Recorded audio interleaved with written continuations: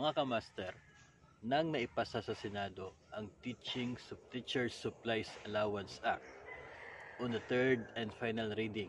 Yun pong magbibigay ng 10,000 na cash allowance sa mga guro by 2024. Ito po ay pinasalamatan ng DepEd sa pamamagitan ng pag-post nito sa kanilang Facebook page.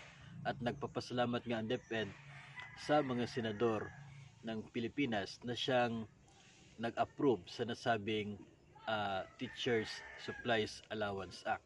Sa comment section mga kamaster ay kapansin-pansin na tila napakarami po na nagsasabi na dapat ay magpapasalamat tayo doon po sa Alliance of Concerned Teachers or yung ACT.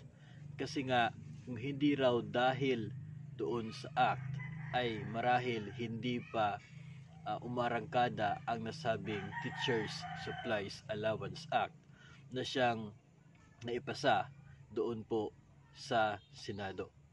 Wala naman pong problema kapag tayo po ay nagbibigay ng credit doon po sa mga tao na talagang mayroon pong pakana kung bakit umarangkada ang nasabing bill at na-approve nga dito sa Senado.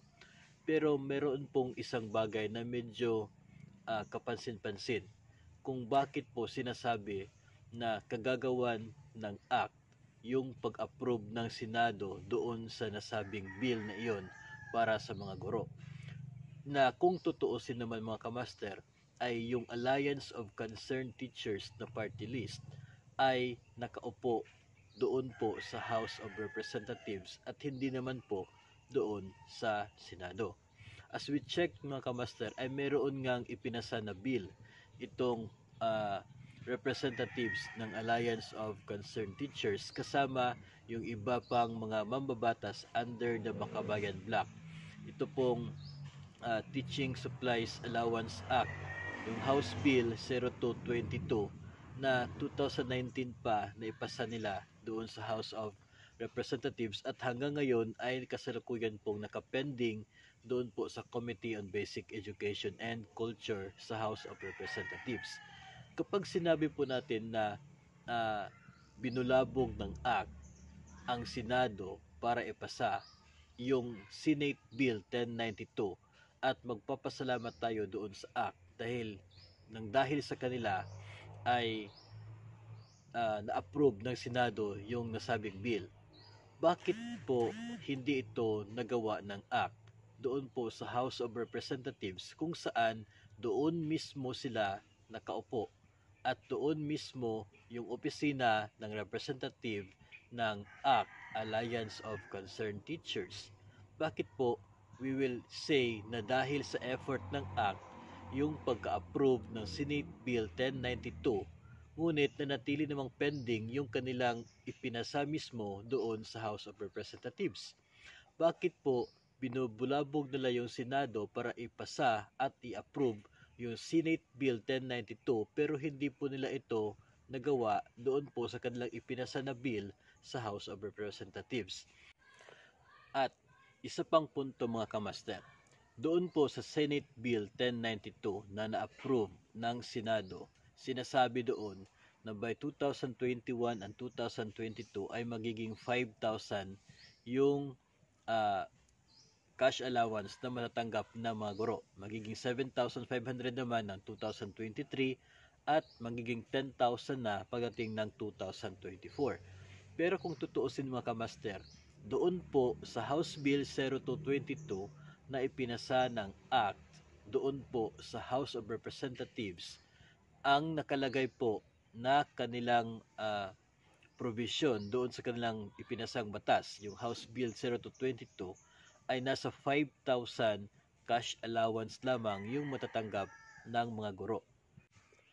If we say mga kamaster na dahil sa kagagawan ng ACT kung kaya naipasa at na-approve sa Senado yung House Bill 1092, yung Senate Bill 1092 na magbibigay ng hanggang 10,000 cash allowance, bakit po doon mismo sa House Bill 0222 na ipinasa ng kung saan isa sa mga primary authors yung representative ng Alliance of Concerned Teachers, bakit po sa kanilang ipinasang batas ay hanggang 5,000 lang yung ibibigay na cash allowance sa mga guro?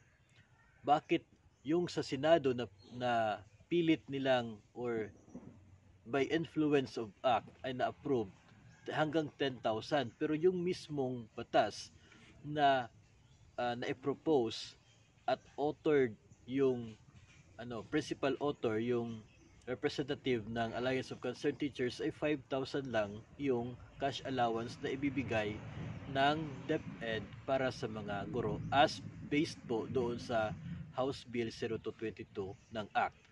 At ito pa mga kamaster, doon po sa ah, Senate bill ay sinisiguro ng mga senador na talagang mayroong pondo ang 5,000 pesos in case na maging batas ito by 2021. Pero doon po sa provision na ginawa batas na ipinasa ng ACT, Alliance of Concerned Teachers na representative, ay nakasaad na 2,500 lang po yung covered mismo ng mula sa budget ng DepEd, habang yung 2,500 naman mga kamaster ay kukunin po kapag merong available extra na pundo yung division office kung saan po nakabilong yung mga guro. Kung meron pong savings, maibigay yung additional na 2,500 kasi 2,500 lang yung guaranteed na kukunin mula mismo sa budget ng DepEd.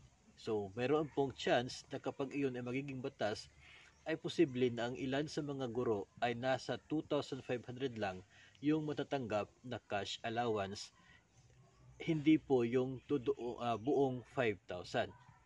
Kung by influence of act ay na-approve sa Senado yung ganong bersyon na buong 5,000 ibibigay sa mga guro, bakit doon mismo sa ginawa ng act na batas ay mayroong chance na hanggang 2,500 lamang yung makukuha na cash allowance ng mga guro? Ito po ang ilan sa mga tanong na nakikita natin at mga basis mga kamaster kung kailan ay medyo nagtatanong tayo bakit po natin ibibigay yung credits doon po sa Alliance of Concerned Teachers sa pagpasa at pag-approve ng Senado doon sa Senate Bill 1092 na magbibigay ng teachers cash allowance para sa mga guro ng up to 10,000 pesos.